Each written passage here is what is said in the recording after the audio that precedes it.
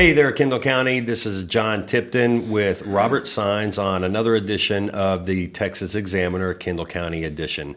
And this morning, we're very fortunate to have some very distinguished guests with us that I think everybody's going to be excited to hear from. And we have some exciting topics to discuss with our very own Kendall County Precinct 3 Commissioner Chapman and his wife, Debbie. Welcome, you guys. We're so happy you could be here. Thank you. Glad to be here. So it's always good to have a person who has this a finger on the pulse of the county. You know, since this is the Kendall County edition of the Texas Examiner, thank you for being with us, Commissioner Chapman. Before we start, It's okay, folks. Technical issues. before we start, Commissioner, why don't we start at the basics? What does a county commissioner do? Well, the county commissioners, the court at large, is responsible for many things. We're responsible for of course, the county road and bridges. The commissioners' court is responsible for all contracts to be signed. We set policy within the county. Of course, we administer the main thing that everybody looks at and spends the most time on is our budget. Right. So we're at over $50 million budget, and so a lot of our time is spent in dealing with the budget. But there's a lot of little things, and one of the examples I use is people ask me what I do, and I respond with, everybody has cabinets under their kitchen. And I said, you open up those cabinet doors, you see what's on the front of the shelves, and you know in your mind, and you can picture it. But can you tell me what's on the back of the shelves? And so a lot of the time is spent going into the back and figuring out small problems, small things that will help the county run better, run more efficiently. And to me, that is what a county commissioners, not only do we take care of the roads, set policy, we go out and actually make the county operate more efficiently. Well, thank you. Thank you for that education. And there's 4 commissioners in Kendall County. I believe you have the largest precinct as Yes. far as geographically, right? So geographically, Precinct 3 is the largest. I touch Comal County, I touch Blanco County, and I touch Gillespie County. And to get to some of my roads, I will start off in Kendall County, go out into Comal County, come back into Kendall County, go out of Kendall County into Blanco County, come back into Kendall County, and then exit out of Kendall County into Gillespie to get back to Kendall County. Right. So I've had people go with me on a day to drive my roads, and there are 2 gates which you have to open on one particular road, which that's considered a third-class road, which gates are allowed on a third-class road, they just cannot be locked. Okay. So if you are going out, in this particular case is Ocker Road. Ocker Road is a third-class road. Parts of it are paved, parts of it are not. It does have gates on it, cattle guards. Cattle roam and livestock roam openly on these ranches that it goes through. So when you're out there, if you come to a gate, the main thing is you may go through it, but please shut the gate and protect the people's rights and their livestock. No, that's true. That's true. Debbie Chapman. Debbie, this show is about focusing on what it's like to be married to an elected official. In fact, aren't we calling the show "I'm Married to a County Commissioner"? I believe that is what we've ended up with. That yes. sounds like a title and a job in itself, Debbie. But before we talk about that, Debbie, tell us a little bit about yourself. You know, where did you grow up, and how did you end up in Kendall County?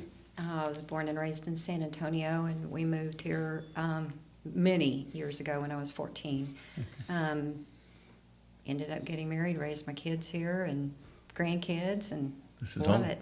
Yeah, that's great. Seen all kinds of changes. That's great. And so give us a little insight because your job's important too. You know, you're supporting our county commissioner.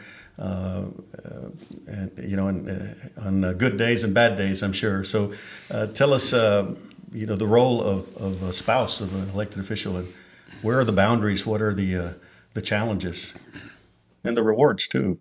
How long's your show? Yeah. It can be very interesting. It can be enjoyable, but it can also be a little bit challenging. You get to meet a lot of people that you normally wouldn't, going to different functions with your spouse. I guess the biggest thing you need to keep in the back of your head as a spouse of an elected official is you need to learn to bite your tongue a lot.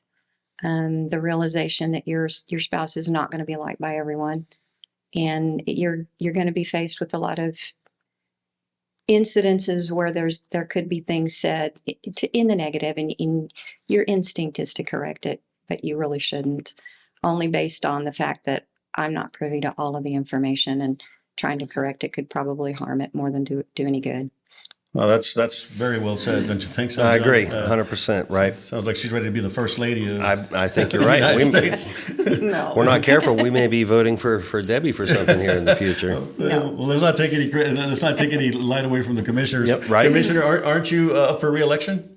I am up for reelection. I have been on the court now for 5 years, and I do believe in term limits. And so if I get elected for my second term, I will tell everybody up front, and this is it.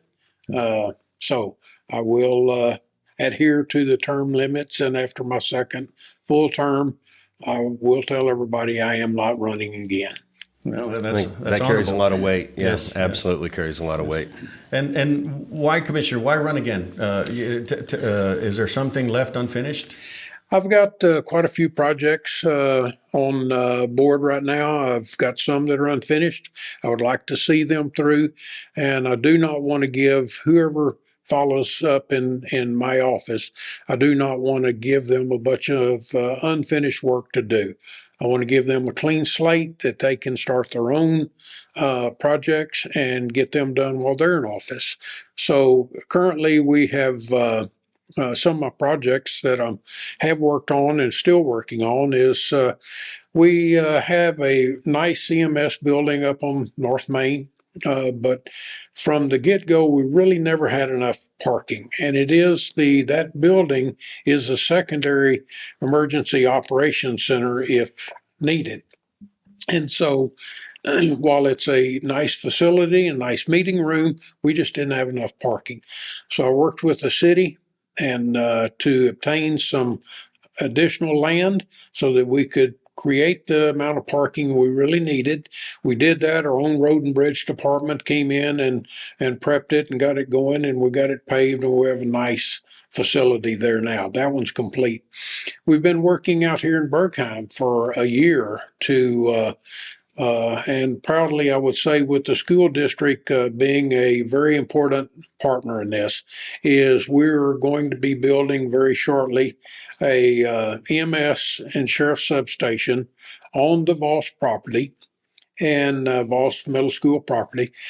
And so that will be a huge addition out here for the people of Bergheim, because not only will we have enough room to actually put 2 crews out here when it becomes necessary and this area grows to the point where we need the extra help. We'll have 2 MS crews out here at some point in time.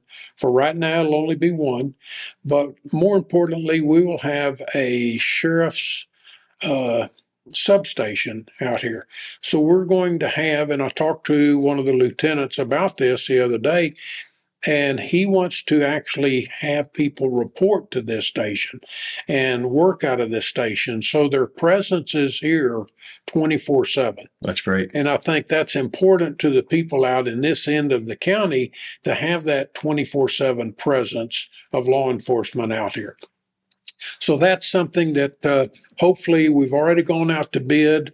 We will be the court is probably going to review the bids and in the very near future, and hopefully we can kick that project off the first of the year. Right on. We've also got we're in the process of finishing up the jail expansion. We did a jail expansion starting a year and a half ago to increase our jail capacity by 51 beds because we were housing prisoners outside of the county.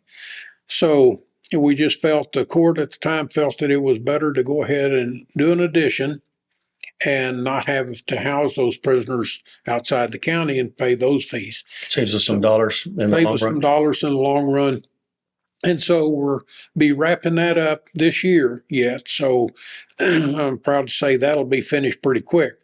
Then in May of 21, we had a hailstorm, which did considerable damage to the roofs at the courthouse. And so I've also been overseeing almost $2 million worth of roof repair that has gone on the courthouse, the historic courthouse, and one of the things that I've been asked the most about was who picked out red for a roof on the historic courthouse.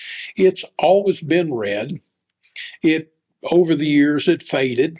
Okay. And so, but it is a historic building. So Good to we know. have to keep it as the same that it was originally built, with a red roof. It wasn't a political message. It then. was not a That's good to political know. message. That's good to know. So, I've gotten asked about that. It was red to begin with. It Yeah. just faded over the years, and it's going to continue to be red. Okay. So I've got that's going. We also, myself and along with several other people, one of our constable precinct 3 and one of our lieutenants, we have been doing upgrades on the courthouse, the annex for security and for electronic access. So I've got that going. You are busy.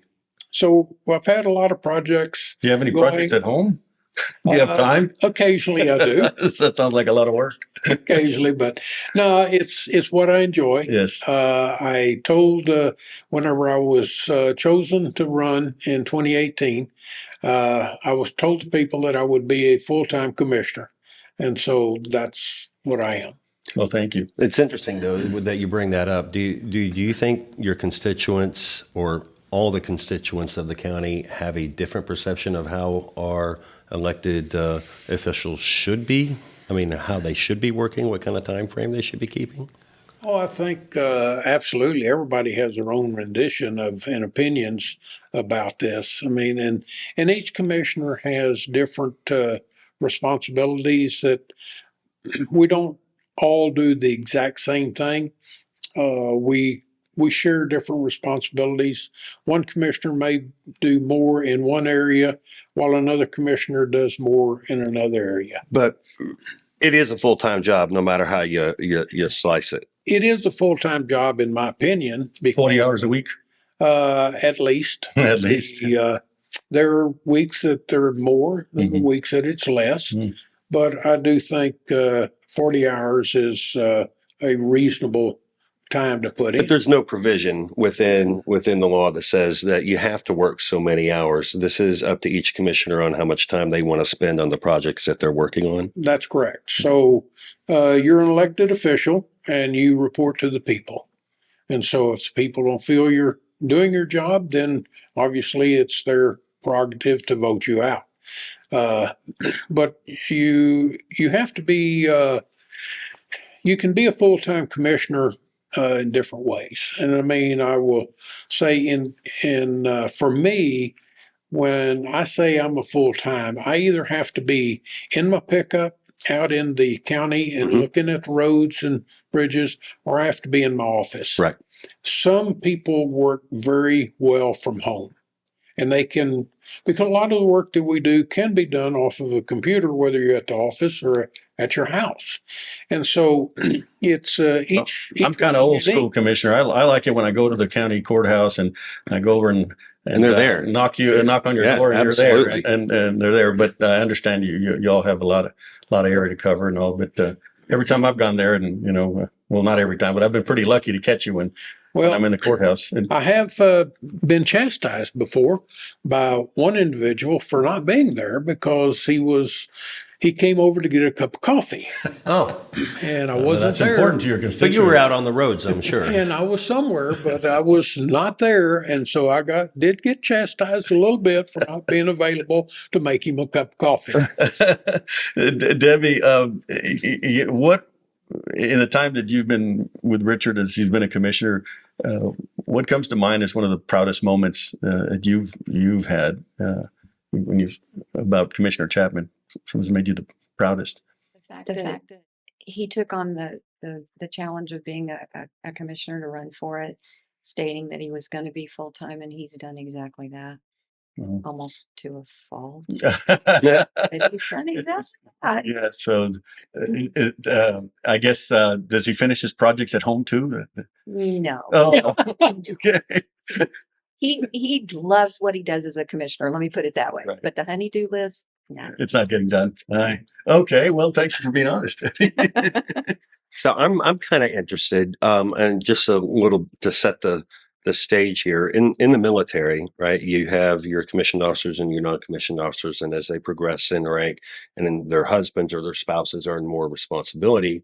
Um, in my experience, and it's over 20 years, there has been or there is still concepts and understandings where the spouse will wear their husband's rank. In other words, if you are the brigade commander, which is a Colonel 06. Saw in the border patrol, the chief's wife thought she was the chief.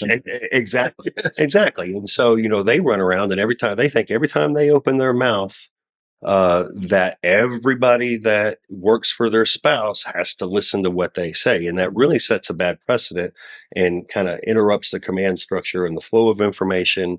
And so I'm just curious, have you ever been in a position where you felt like you have worn or adorned the title of commissioner, or have you seen anybody else maybe doing that? Now you're putting me on the spot.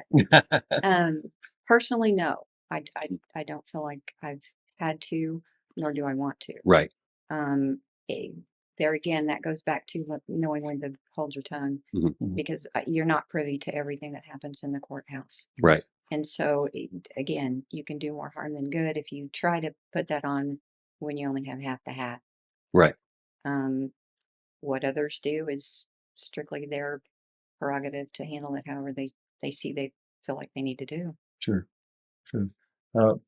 Commissioner, speaking of that, I've been meaning to ask you this, and excuse me for asking it on camera. I should have asked it off camera. But when I go to the commissioner's court, it's been very informative. I've been attending more of the court hearings in the last year or so. But what always leaves me wondering is these executive sessions that you guys have. I see the agenda. There's always about 8 or 9 executive sessions that the public's not privy to. Explain that to us a little bit, to take the mystery out of that for us a little bit. Why aren't we allowed to hear everything that's going on? So in the government code, we are protected in certain areas. There are 3 main areas that are protected, and one when you're dealing with personnel. Okay. So personnel matters should not, in my opinion, be in any way aired out ever in public. Now, if there's a disciplinary matter on in a personnel, it starts off in executive session.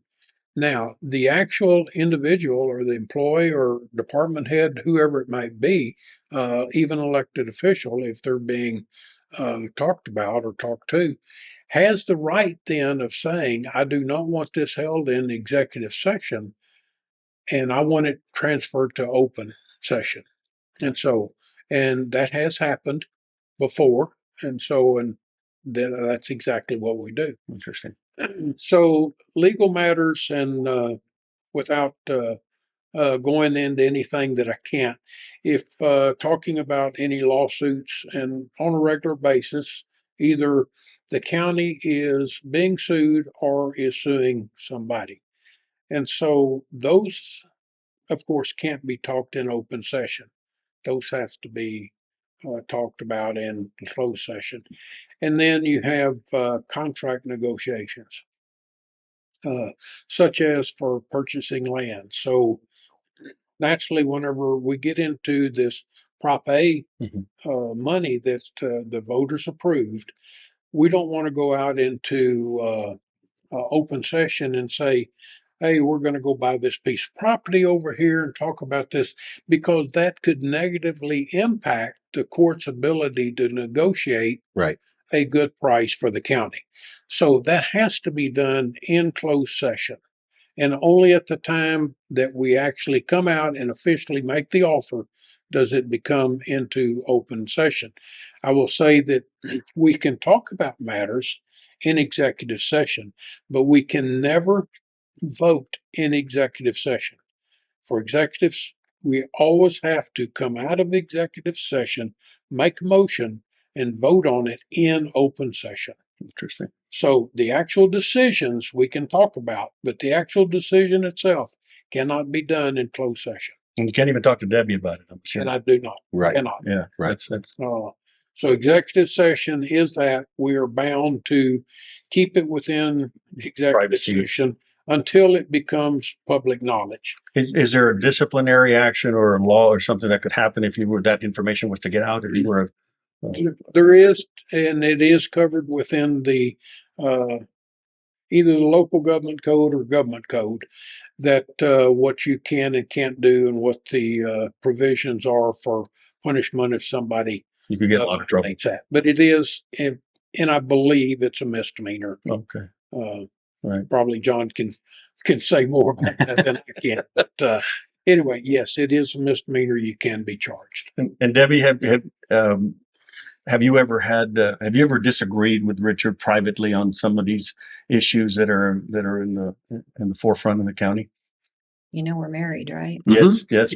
It's a rhetorical question. Yeah. Yes. Yeah, we definitely have differing You do. opinions. Yeah. The nice part about that is that I can take the position, because I'm not privy to all of the information he is. I can take the position of, I'm John Q. Public, and I don't know what goes on outside of what I call the courthouse bubble. Right. Because if you're not within that, knowing what's going on you're not a county employee, the general public doesn't know half of what's going on. So True. we kind of play this little game of, tell me something about, and then he asked me my opinion so I can give it from an uninformed, That's great. if you will.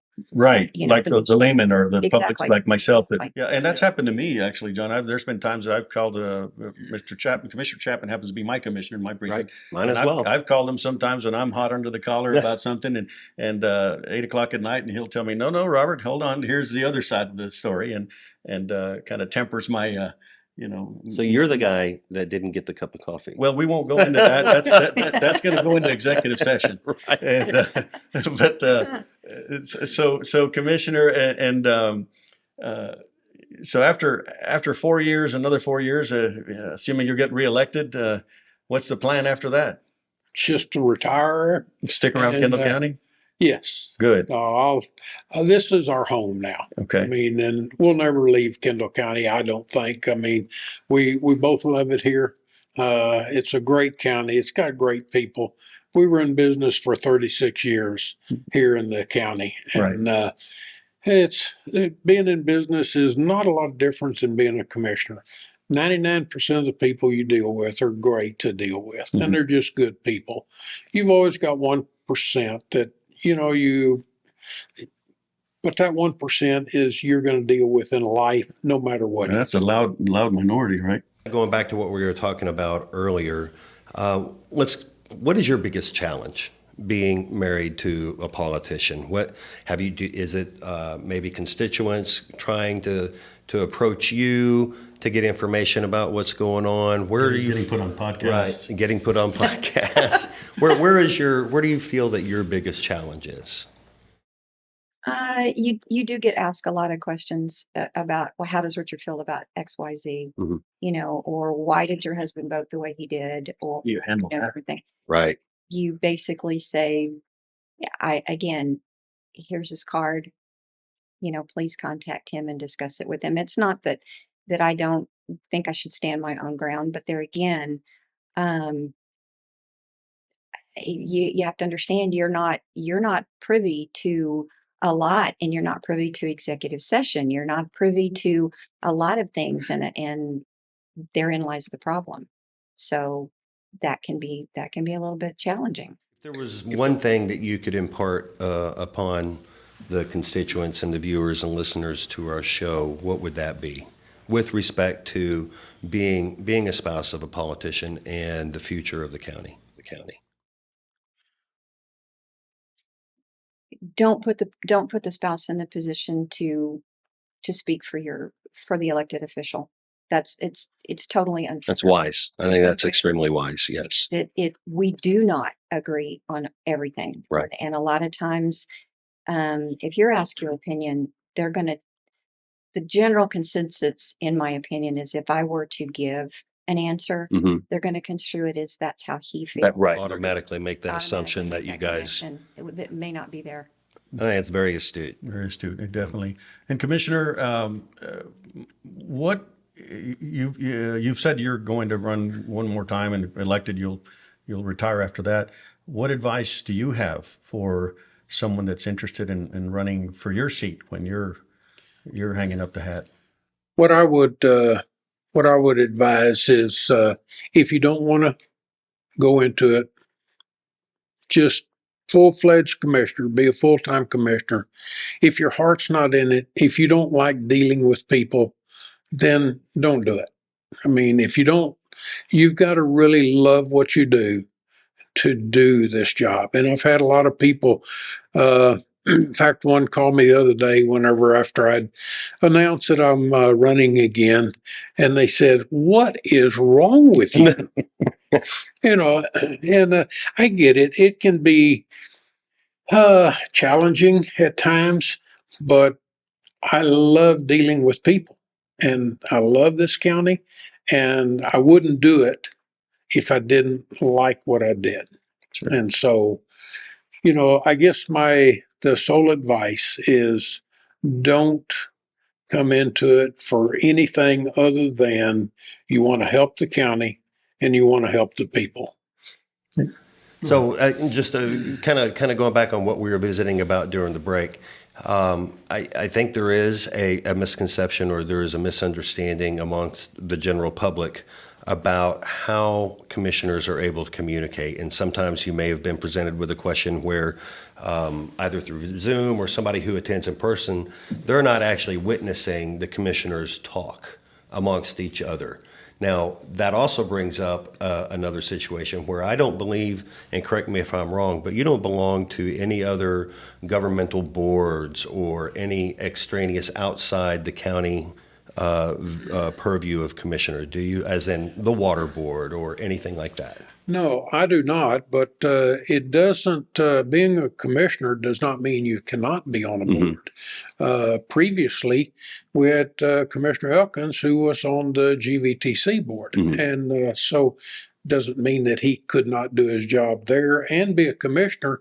He had to recuse himself from voting on anything regarding GVTC. Right. So yes, you can be a board member, but one of the things that I've been asked about before is whenever we're in court and somebody will say, who has been watching it, that it looked like you did not know what was being talked about, or you didn't know about this agenda item. Do y'all not talk about this ahead of time? Right. And the answer is no, because it is illegal for me to talk to any more than one other commissioner or the judge. That creates a walking meeting, which is illegal. So I can talk to one, but I can't talk to anybody else. And if I talk to one person, one other member of the court, then that member of the court cannot talk to anybody else either.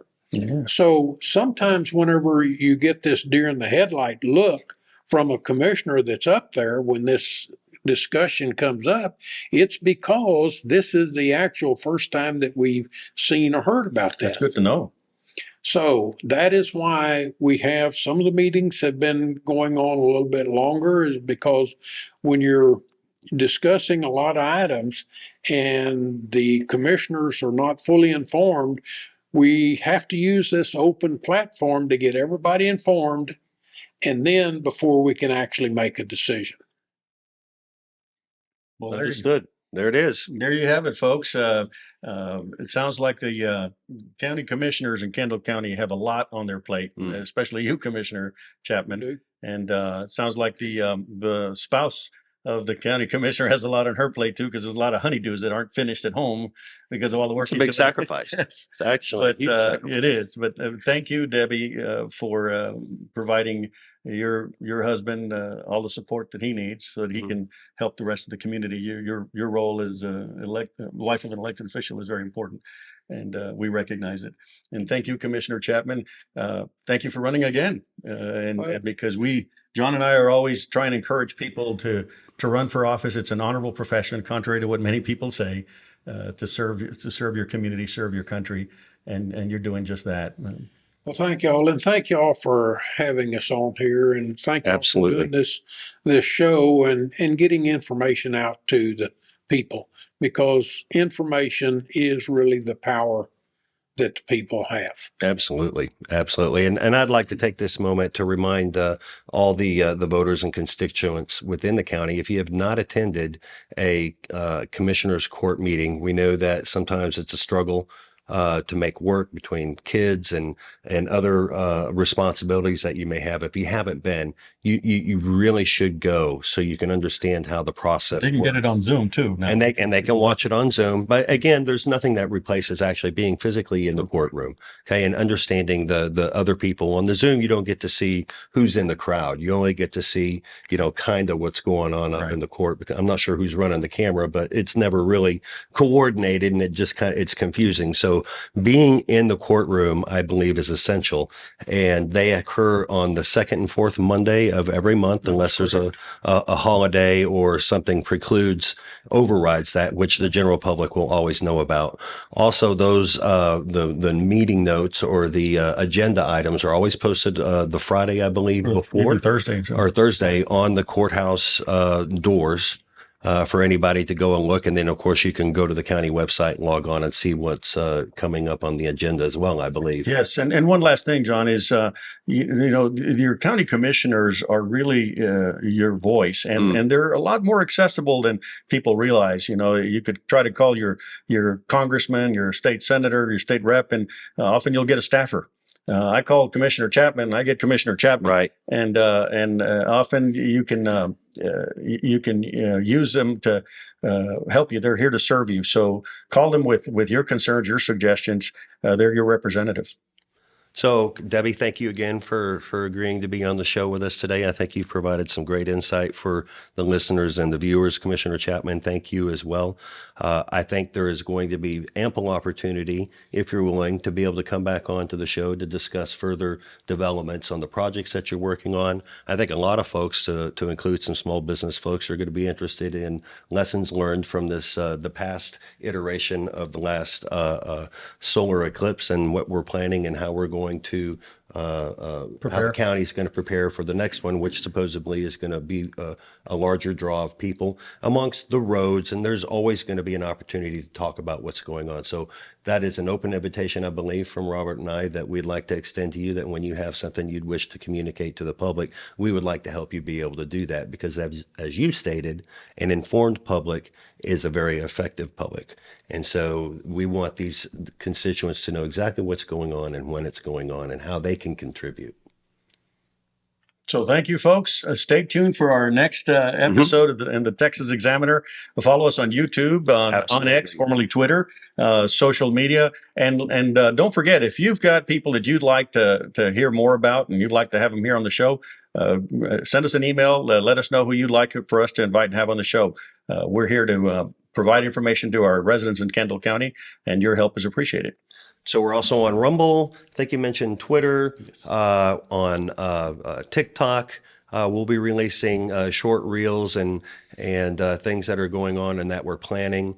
And I think that just about wraps it up. Yes, we sir. Sure enjoyed being with you all today, and we thank you for joining us as well. Make sure you smash the bell for notifications, comment across all the social media platforms. Everything that you do in that regard helps the show get out to the people that really need to see it. So until next time, this is John. I'm Robert. And we just thank you again for being here. Have a great day.